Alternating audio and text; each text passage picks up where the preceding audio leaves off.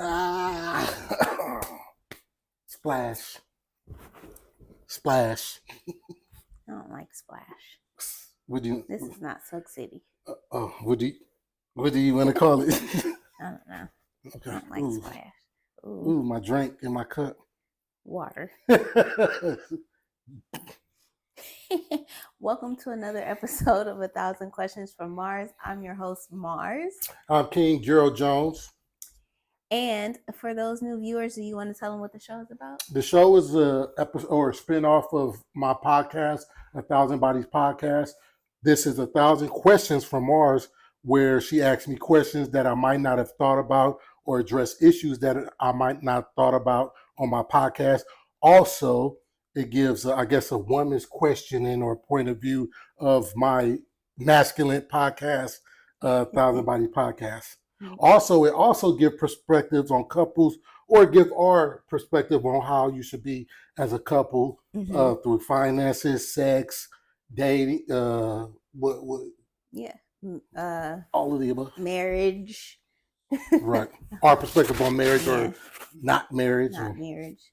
Okay. That was good. Yeah. How you feeling today? I feel cool. I did a podcast. I feel windy. It's windy. That was crazy. I feel, to be honest with you, today, of course, I had another great podcast, but I feel like I didn't explain thoroughly or right, or that I was possibly all over the place with my explaining. So hopefully your questions today will center, my thought process or give people more perspective on what I was saying in my podcast. Well, let's clear some of it up then. Okay. So to begin the podcast, you start off by reviewing some comments from a couple videos that you posted. Right. Number one being about providing as a man and how a woman is supposed to contribute to that, or the woman's role in a man's life. Right. And how to tell if she's really there for you. Right. So let's jump into that. So I think the most interesting thing that you said was that a woman's money is your money. Right. Is that correct? Correct. Absolutely correct. I want to make sure it's correct because that's a loaded statement. Right. So let's talk about that. Do you want to give any briefing on that before I jump into my questions? Well, I'll say it again. Like you said, if a woman is truly submissive to you, if you guys are going in it together, her money is your money. And to be honest with you, likewise, your money is her money. That's if you trust. Well, for me, I do, but some men don't trust their woman enough to give advice on where the money should be going or what you should be doing. But for me, I trust you, one, because of your field of work, two, because I trust your judgment. So for me, it's easier where we can have those healthy conversations where the money should be going and where should we delegate. But in hindsight, what I was saying about a man, he is the leader and his money and his say is final. So some men don't have that luxury of having a woman that can delegate where the money could go. She just wants to buy weaves and hair and spend, but I'm lucky, but some men don't have that. So with that being said, her money is in fact his money to spend and to delegate what we're doing going forward. Because he is the more responsible one. Absolutely. Okay. That helps provide a little bit of clarity. Right. And I'll jump back into that before in a little bit. My first question is when you start off, you start by saying that you only date women that work. Right. What's been your experience with women that don't work to make you not want to date them? It's crazy because I see in my day, and when I was dating, I used to make sure I said that, to me, in my opinion, in my experience, it seemed like the women that have things and that are doing things kind of want less as far as financially, and the women that don't got nothing be wanting the most and are more takers. So that's been my experience. So I see the women that don't work kind of want the most and expect the most. But I think it's because if you don't know where the blood, sweat, and tears come from working or gaining a career, you're kind of like frivolous with it. But if you really understand, what comes behind it, for me, I was going to school and working for 4 years before and getting in my career. Right. So I know the blood, sweat, and tears that comes with the $1 spent. Whereas, let's say a person who hasn't done those things, she don't give a damn. She don't. I mean, I ain't gonna say she don't give a damn, but she really truly don't know, what where the dollar comes from, and vice versa. Not just her. If it's a man that's not working, same thing for him. But I date women, so I can't give a man's perspective. But same thing for a man that doesn't have a career and that isn't working. He doesn't know the dedication that it took, or for me, took 4 years for me getting off of work, slaving hard to go sit in a 4-hour class after work, and then get up and do it again the next day after I just got home at 9 o'clock or 10 o'clock just to shower and eat and go back to sleep and wake up at 5. Yeah, I would say that in my dating, I never expected a man to pay for anything for me. I've always and I've dated very wealthy men that could have very well paid rent, bills, and all that things, but I never even fixed my mouth to ask or to want that, because number one, I don't want to be reliant on a man to do those things. I don't want to be reliant on anybody. I don't even want to be reliant on the government to do those things for me. I want to be able to, it needs to be in my hands. So it's more of a control thing for me. And then unfortunately, when you have somebody taking care of you, you're at their mercy. At any point in time, they can leave, whether that be they leave this earth and they can no longer take care of you, or they leave the situation and they can no longer take care of you. And so now that women, that we fought for these rights of equality and things like that, now that we have that, so that we aren't at the mercy of men, because back in the day before the feminist movement, I believe that men began to abuse their power and their leadership. And that's where the feminist movement came from, in my opinion. And so now that I do have that right to work, I'm going to do it. I'm going to get it. And I would much rather be able to treat myself than have to rely on somebody else. It just creates independence. But not every woman wants that. And that's okay for you, sis. I've seen women that have been able to make a life for themselves depending on someone else. And it's purple too. You would think this is staged. But okay, I'll do it on you. I'll throw it up. So to address that, it's crazy. Dang, did I just throw it off with that sock? I should have left that back there. Man. It's real life, so we need some spice in the podcast. Anyway. Why not add a dirty sock? No, but I want to say something with what you said. I think, well, for me, and I know it's a lot of my male friends and men that I know, which is a lot. It seems like for me and for them, the woman that doesn't expect it is who we want to do for the most. The woman that is able to do for herself and can, I guess, reciprocate. That's who you kind of like be going out for. That's who you want to spend it for. Now, if you're spending it for a woman who don't got nothing, it seems like you're kind of paying for coochie. You're paying for attention. And that's cool for some people, but not for me, or not for some of the guys I know. So in dating a woman, does she have that's working? Does she have to have a specific type of job? And does she have to make a certain amount of money? Yes and no. Yes and no. Yes and no. I think it's all the mental of how she goes about it. She doesn't have to have a specific kind of job, just as long as she's doing something consistently.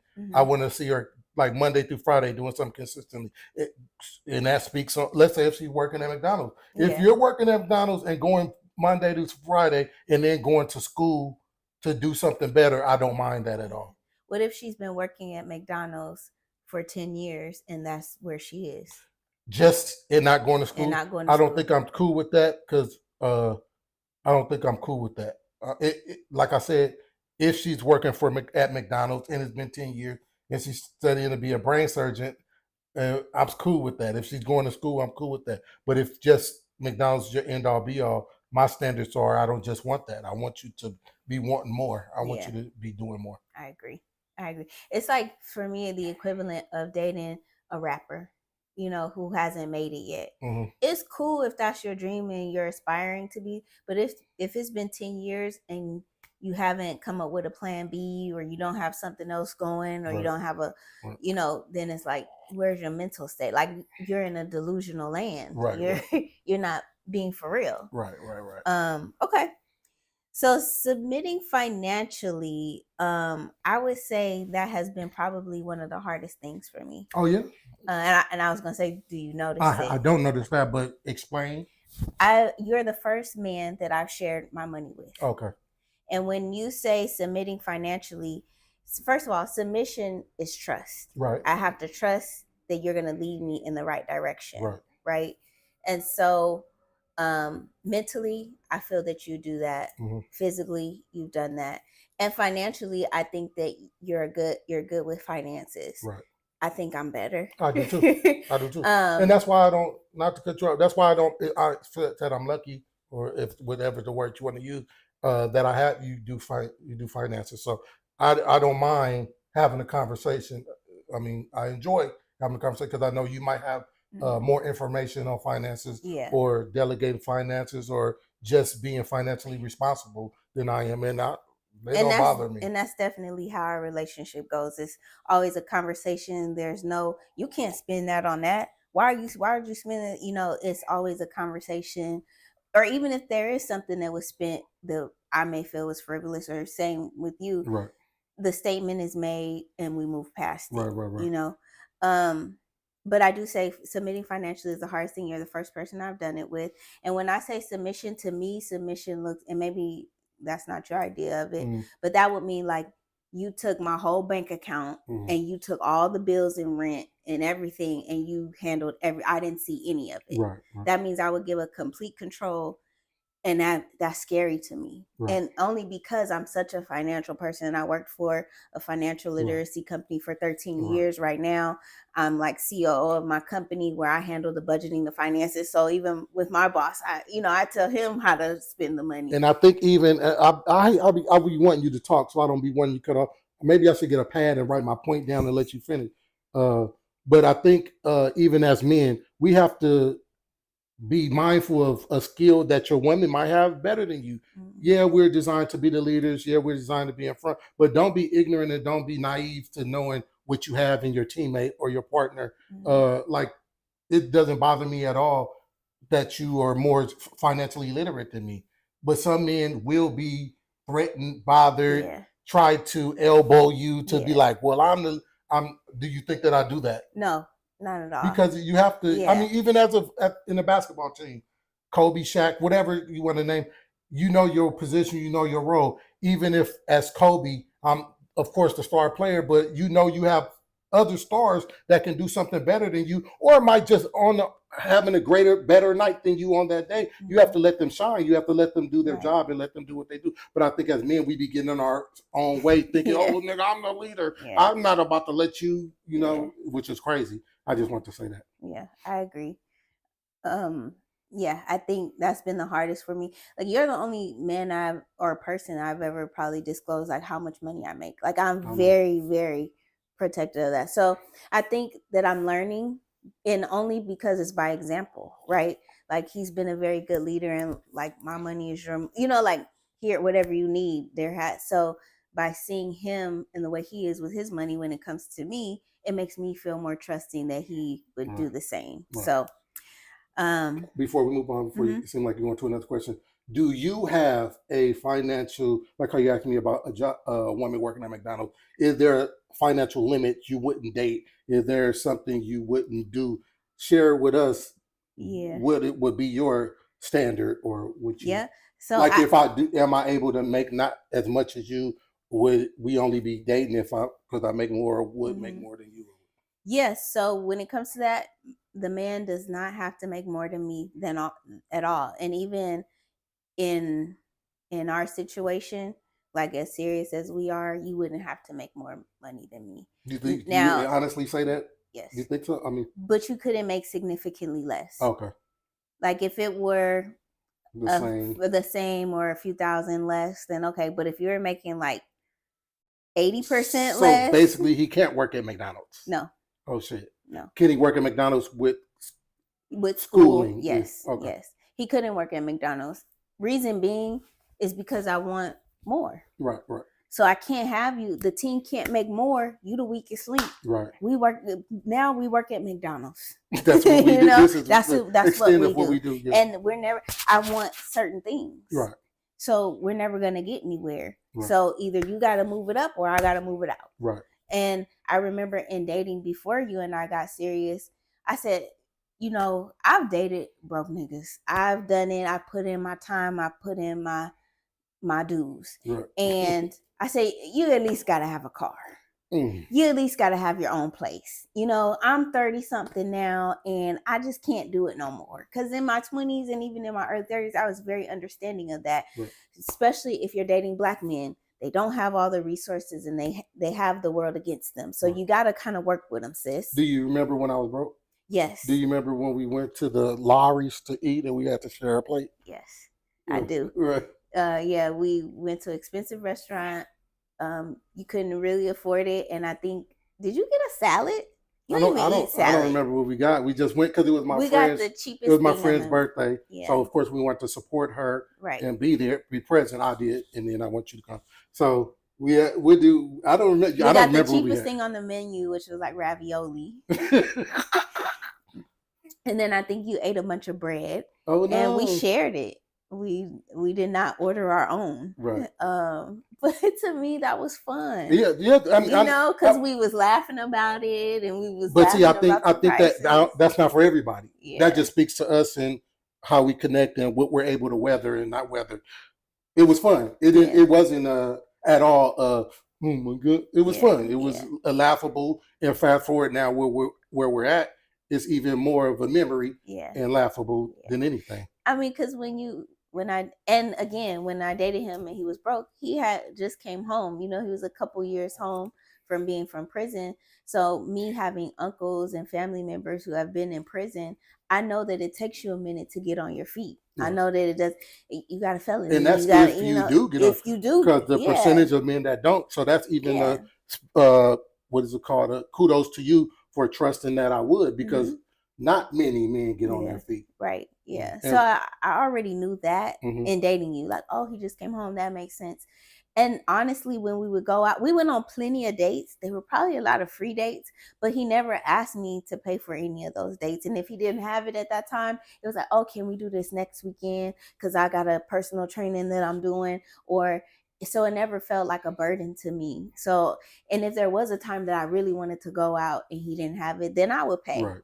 So, you know, but of course I really liked him because I wouldn't have done that for any guy. That speaks to the genuineness, not just in you, in women. And that's a message that I'll be wanting to get to men. If she really like you, it's not going to be all that gimme, take.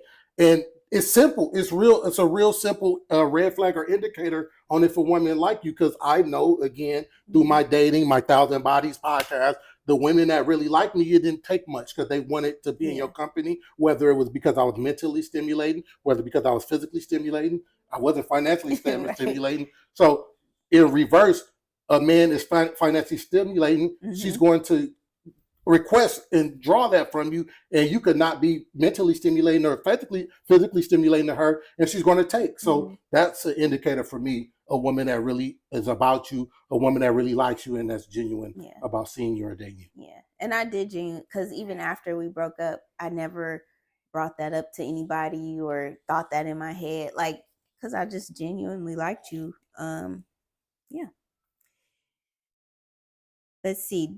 Do you think, and I guess we've already kind of talked about it, but I'll ask it anyway. Do you think that a man should make more than a woman in order for her to submit financially? I don't think it should. I don't think so, because the submission is, don't get me wrong, financial is a aspect, but I think as long as you're able to feed, like, you know, I've had my own place. Let's hypothetically say I would be able to feed you, I would be able to put a roof, and I was able to get, whether it's Kmart or Walmart clothes. Right. I think those are the basic things that you need to do. So if a man can't do that now, he shouldn't be dating. But if he's able to do that and he's interested and she's interested, then it can go somewhere. So I think he doesn't have to, you know, make all the money or make more money than her. That's what they're requiring now. That's what women are emasculating men for not doing. But I don't think it's a necessity. But I don't think you should ask me. I think the women needs to be, you know. Again, I say that submission is about trust. Yeah. So it shouldn't be tied to a dollar amount. Or even if you trust him financially, mentally, and physically, then that's just what it should be. Or even trust where he's going. Trust his vision. Trust that, You know, even though he doesn't have it now, you see him working every day. You see him with a plan. You see him executing, because anybody could have a dream. But do you see him working towards it? Do you see him putting in the hours? Do you see him putting in the mental stress and time behind it? Yeah. So yes, if you want, I will hope that you would submit to that if you genuinely like him and then see his vision. Yeah. And I think, it's just such a controversial and has become such a negative topic, submission. And I feel like it's kind of in our nature to submit. And I'm going to give you this example because I noticed it today. You coordinate and you wear your colors every week of the podcast, right? You have a certain color.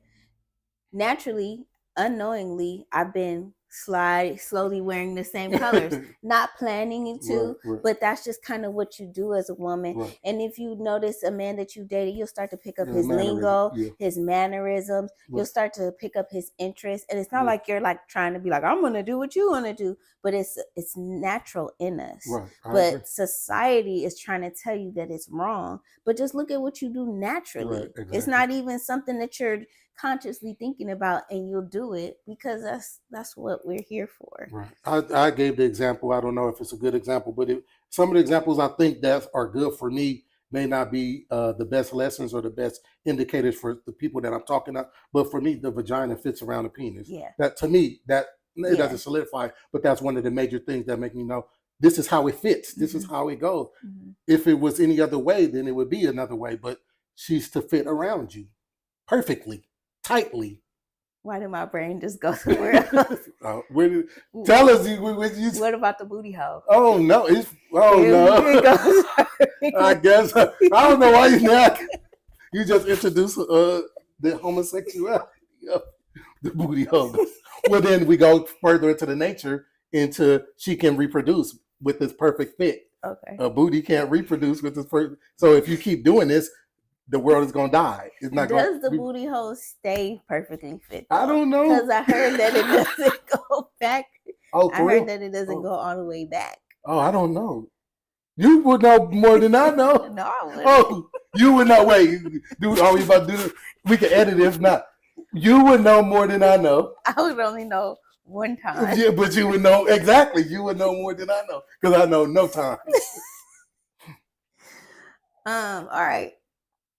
My last question on submission is: when do you think it's an appropriate time for a woman to submit to a man?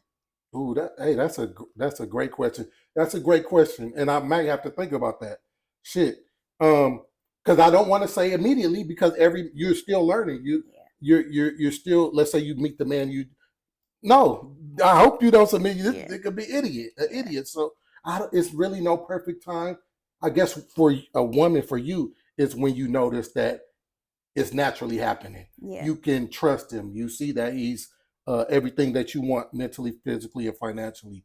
You see his vision. You see where he's at right now. How is he treating you? Is he including you in his life? Is he including you in going forward? Does he include you in his day-to-day life?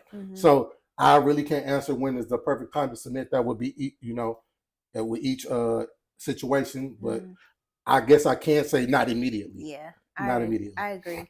I've been so I don't think that submission is like either you fully. I think that it's kind of can be a process. Like you can submit a little bit and then like kind of slowly, like.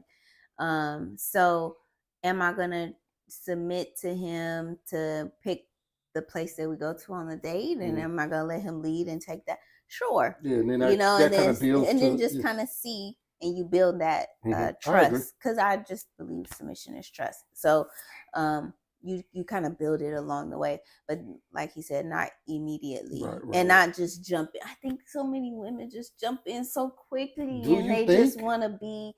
I think I agree with that, but I don't think the submission comes. No, I think they want to be in love. I think they jump in with the love and the feelings, and then they be like, and then the submission, the natural submission, whether a man is requiring it or not, just the natural, that becomes where the struggle be at, because you've done jumped in physically and emotionally full throttle before you even got to notice, man, and now he's requiring you to do something, and now you want to pull back. But to me, in my opinion, I think that's the genuineness of it. In a verse, the woman that's really not there genuinely for you, and you're not about to see that love, and you're not about to see all that what you were saying, because she's really there for an ingenuous purpose. Yeah. All right. So you also talked about women being expensive. This is a topic that's going around on social media, and women are expensive. Have you ever been asked to pay for the hairs and the nails and the vanity things that you talked about? It's funny that you say that, because you be asking good questions. I be thinking it's questions I don't be thinking, but I guess I do be thinking. I be thinking that it's questions that I'm gonna just answer, but even with that, off the rip, not that I could think of. I take that back. When a woman is genuinely interested, no. But if a woman off the bat come talking to, I've had that. I'm sure everybody had that now that I think about it. But it gets cut off quick. Like, I'm not about to talk to her no more. Once she come talking, immediately the first conversation, first not date even, first conversation, first text conversation, first whatever, and she's talking about what I need to do or what it's not about to last. So I've had it happen, but I haven't had it happen. What is that? You've not allowed it. I've not allowed it to happen. Yeah. So it could be the first conversation, or if you've dealt with her for a little bit and then she asked for those things. Dealt with her a little, oh shit. Now that I think, if I dealt with her a little bit and I'm feeling, I don't mind. That's why I think maybe it needs to be because people think I don't mind if I know she's rocking with me like that. Yeah. But you can't ask me that before I know that you fucking with me like that. Why I don't ever ask you? For what? To get my nails done. Because you better not. No, because my money is your money, vice versa. That's true. So I mean, take it. Yeah, like that's funny to like ask me, what can I do this? Yeah. Even if you spend all your money, I hope not. But you'd be like, hey, I need woo, so I'm going to give it to you. So it's kind of like there. It kind of seems stupid. Yeah, it's like Can you give me some money to get my nails done? Right, exactly. Because then let's say you I don't want to say that. Let's say you spend the rent money or something, but you just have to say, oh, can you give me $200 extra or whatever the case might be. So you just got nail money from you or whatever. I don't know, man. I hope you tell the story about the girl who asked you to put something on their stomach. Oh no! I hope you pick her soon. Well, I might not, because there's 1,000 bodies or minus 20. So we could just it was a Belizean girl that I was sleeping with. I slept with her maybe 3 times, and it was crazy, mad crazy. This was our fresh out. I remember sleeping there with her at the Snooty Fox. I remember sleeping with her, I guess, at her mom's house, who was keeping her 2 sons, and they had twin bunk beds side by side, and I slept with her on the floor while her sons was gone. Oh, and not in I guess she didn't want to sleep in her son's bed, have sex in her son's bed? Maybe not, and they probably was too small. There were twin bunk beds. Well, I don't know. But and I forget, it was one more place because I slept with her 3 times. Did I tell you? Do you remember? And I think it might have been on the floor. Another room. Yeah, somewhere. Anyway, so after the 3rd time, and we were watching Whitney Houston, Bobby Brown documentary. That's what every year with that's when this happened. So she was like, she was going to basically stop talking to me because I don't ever put nothing on her stomach.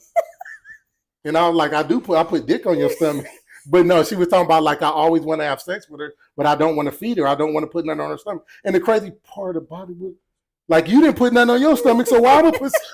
You didn't think to put nothing on your stomach. You didn't put, so you went all day and then thought I was gonna put I'm gonna put something on your stomach, all right? I'm gonna put some meat on your stomach. But see, you didn't put nothing on your stomach, so how you gonna expect me to put something on your stomach? Which, to be honest with you, I wouldn't have mind. But why she gotta say it like that? Like it was like she should have slid it in. Like if she would say, hey, let's go get something to eat, I would have definitely did that. But you making it like you didn't put nothing on your stomach. Are you hungry? Because I haven't seen you until the evening. Did you go this whole day and didn't put nothing on your stomach? Because you knew what I was coming to put on your stomach. So you should have said, hey, can we get some McDonald's?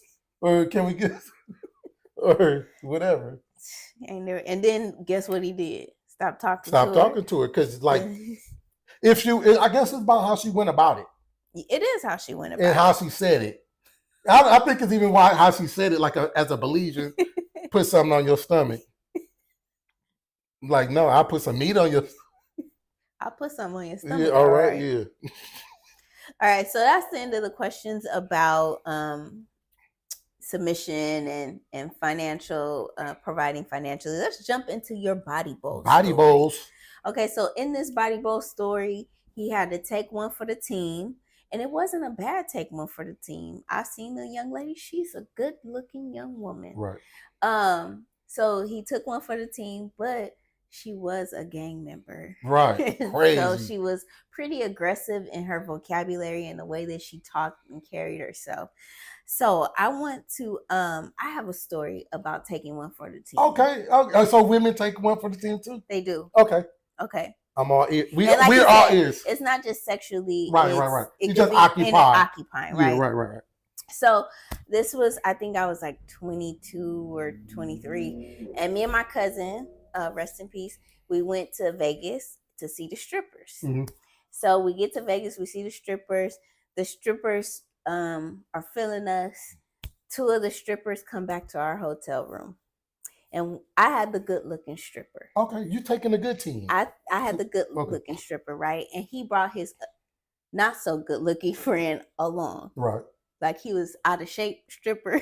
He didn't even look like he was supposed to be at the strip club. So we come back to him. We all chilling. Wait.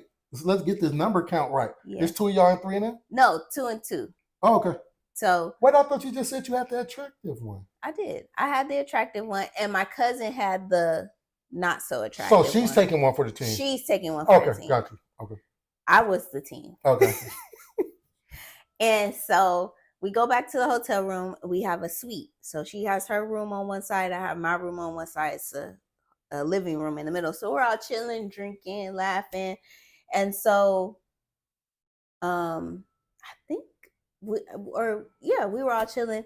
So then she goes to the room with the ugly dude, right? And me and the dude stay talking. Right. So then him and I go in my room and we're talking, we're chilling.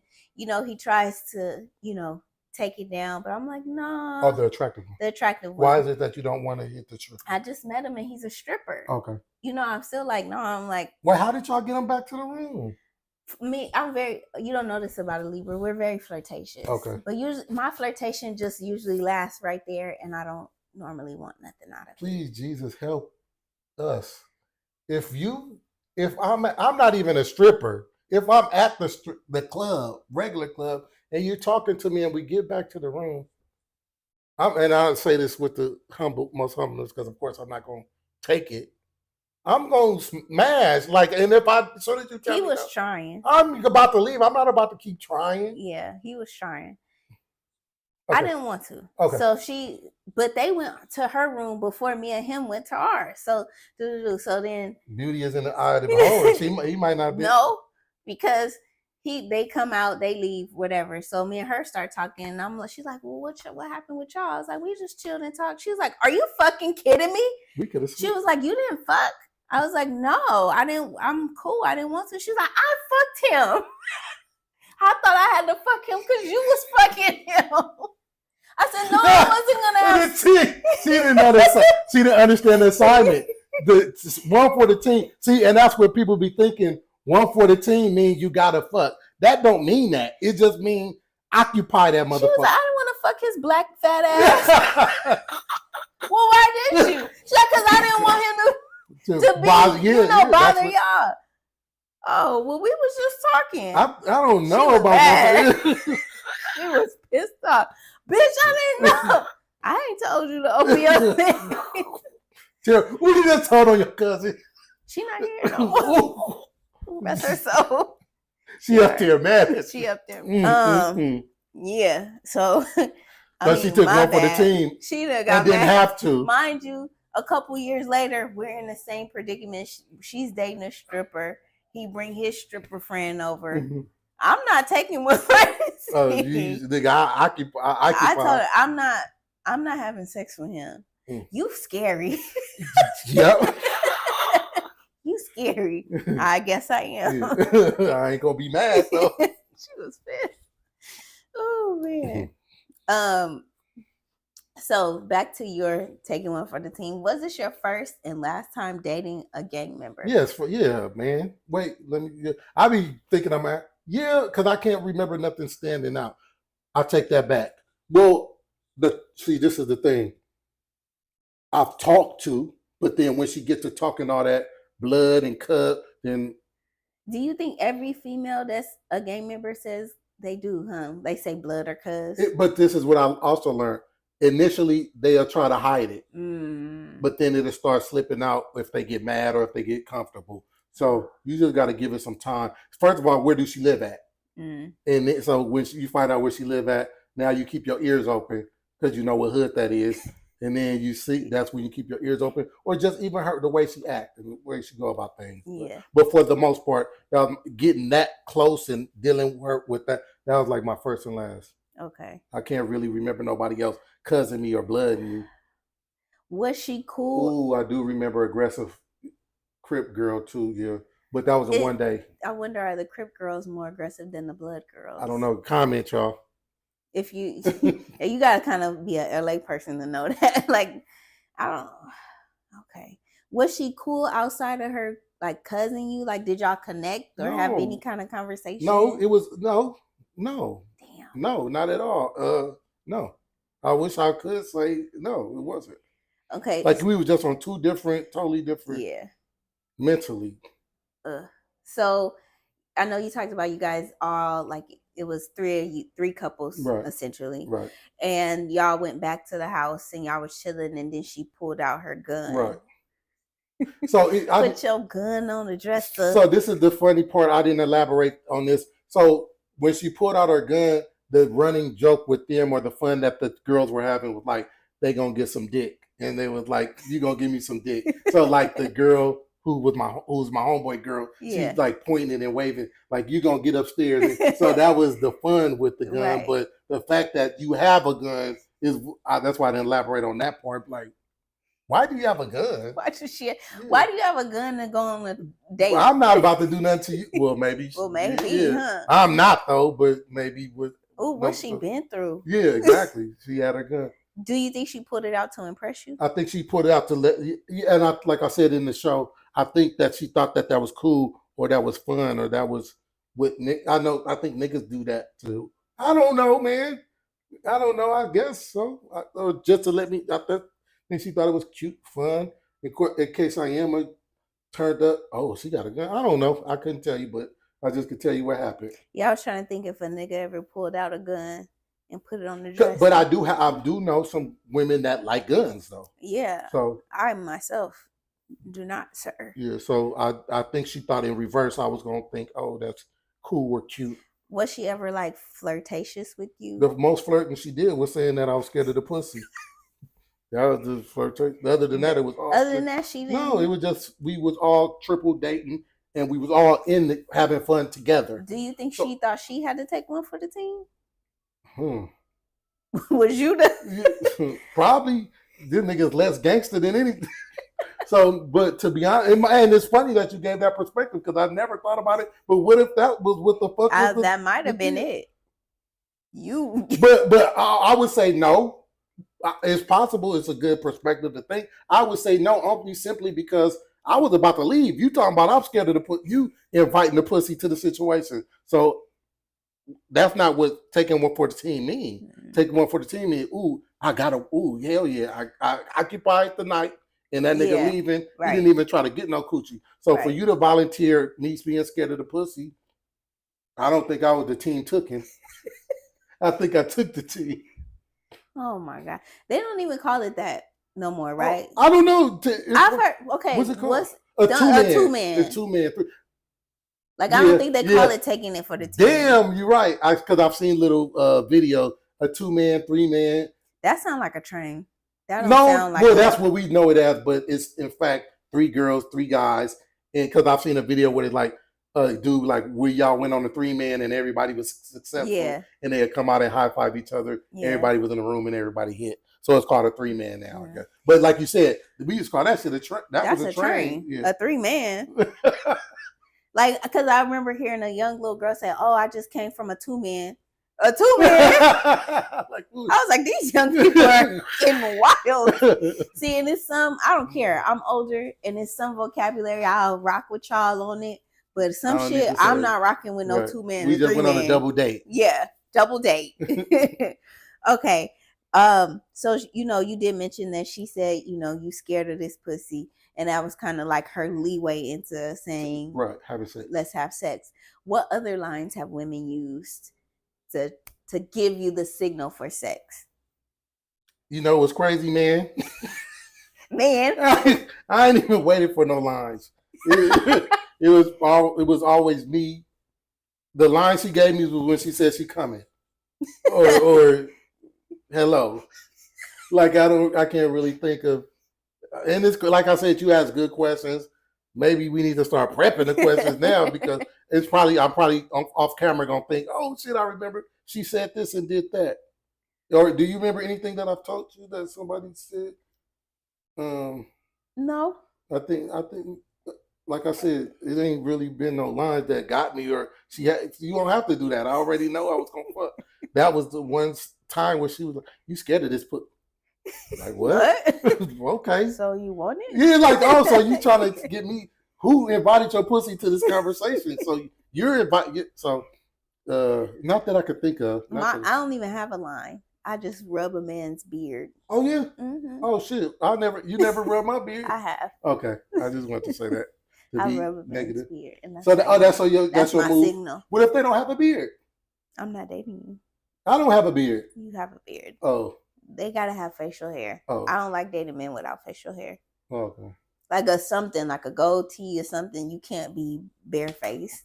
And I would prefer if you have more than a mustache. Or I'll take a mustache, but I can't really, rub that. So big beard, small beard? I don't like bushy beards. Okay. But, a little fullness is fine. But you gotta have some facial hair. Right. Because who are you? Who are you really? So that's your little, what do we call it that? That's my signal. My sex signal. Okay. Yeah, the bat call. The cat call. The cat call. I don't know sex signal. I don't have. I'm about to yump on you. I know your sex signal. Oh, thank you. Oh no, what? Tell me. No, I just did that to you. What? Tell me so I could elaborate. Well, it's a line. If we're thinking the same thing. Did you say? What? You've been saying it for years. What? Rub my dick. So he wants to have sex. Okay. You touche. I thought you was gonna hit me with the one that I said when I said, "Give me a hug." Oh, that's the latest one. That was new, and I fell for it. The first "Give me a hug," I was like, "This turned into more than a hug." And then a couple of nights later, "Come give me a hug." What? These are not hugs. But I fell for it. But do you know I was out of sleep? Do you remember I was like not half sleep, you but were waking half up. Sleep. That's why I thought it was truly a hug. And then the hug was more than a hug. But what did you say mine is, brother? Rub my dick. We could be just 8. Rub my dick. We could be watching a movie. Rub my dick. Like he don't got no kind of. I think that's for you. I think that's exclusive to you because I don't. Anybody that I've dated 1,000 bodies, it just was. I'm about to do what I'm about to do because I ain't about to give you a chance to tell me no or not. No. Either we fucking or I'm fucking. Either we fucking or I'm fucking. No, so I don't want to say it like that. But I'm about to shoot my shot. If you say no, I'm about to leave. What do your shot be like? Take off your pants? You're no, I'm about not to very smooth. I'm not. I'm about to just start. You just gonna be like, you gonna roll on top. Oh my god! And I'll probably start rub and boom, like roll on, not on top necessarily, but face you and caress and then boom, boom, boom. How did he get 1,000 bodies? 1,000 bodies. I always ask myself, how? All right, so you say she ended things. But very aggressively because they dealt with each other for just a couple of months. It wasn't, and maybe not even that. Maybe maybe. And even I would have even taken one for the team with her. And the sex was cool too. Yeah. Well, I'm about to say, I would have just did a one and done, but she was in the group. Yeah. At this point, so now she's coming over more, and I'm now Yeah. now it's a 3-man. But go ahead. Yeah, so she ended things by bringing her new nigga Right. over to the But I think he's situation, from East Coast too. and Really. he was also a gang member. Right. So that was her way of ending it with Yeah, you, and I was which cool. is hilarious because it's like, damn, she even aggressive in that. Right. If she didn't do that, how would you have ended things? Or I probably would would. you have I probably ended wouldn't. it? I still kept having sex with her. Just yeah. Wait, when y'all was having sex, did she cuss you? Like, hey, cuz, hit No, that harder. no. She on the dead homegirls don't nut in there and all kind of shit like that, but not no like. no. Because then that would have turned me off. Yeah. If she was so she was feminine, and except for on the dead homegirls don't nut in me, like. But Okay. other than that, it wasn't no nigga hit this or anything Yeah. aggressive. Just and that's how you know that was just her lingo. Yeah. She was feminine in the actual sex, except for don't nut in me on the dead homegirls don't nut in me. Why do we have to put things on the dead people? I guess they want to say so they seriousness of it. Okay. Every time though. Right. 3 times in one sentence. It's a lot. On the dead It's homies. becoming a lot. All right. Okay. Those are all of my questions. Okay, so I guess that ends. Does that end our episode? Unless you have questions for me. Man, I'm about to start. I don't see this is the thing too. I don't be having no questions for you because I don't know the questions you're gonna ask me. So wait, maybe based on the topic, I should be prepping to ask you questions. Yeah, just going thinking forward. About it. Going forward, based on the topic, I'll be. And sometimes I just try to offer my experiences. Right. Even give a woman's perspective. Yeah. Because that's what the show is about. Not because for me, and I think we talked about this, and I gave my breakdown for my 1,000 Bodies podcast, which I'm going to start being more aggressive and non-apologetic about my delivery because it might not be for women. It's going to be for men. But this is to show the softer side or the explanation of. Yeah. Just say what the fuck you gonna say. Even though people act like they don't like the truth, they do. Yeah. They do. That was actually my boss's advice to me after going viral. He was like, you just told them like it was. And even if they don't agree with you, they like it. They want to hear it. They're here for it. They're here You're for commenting. It. He was like, so just say it even if it hurts their feelings. Yeah. They still want to hear it. So okay. I'll give you Thank that. you. I'll pass that advice. I appreciate that. I definitely appreciate that. Yeah. All right. Well, that's this week's episode. Don't forget to like, share, comment, and subscribe. And make sure you look out for 1,000 Bodies podcast. Also, look out for the show that I'm starting to do, which is Live in the Comments with King Gerald Jones, where I address because I can't address them on here and I can address them all on my podcast. So I try to address all the comments and questions on Live in the Comments. So make sure y'all check that out. Yeah, Live in the Comments airs on YouTube and TikTok on Friday evenings. Yes, it does. All right. That's it. Thank you. We'll see you next week.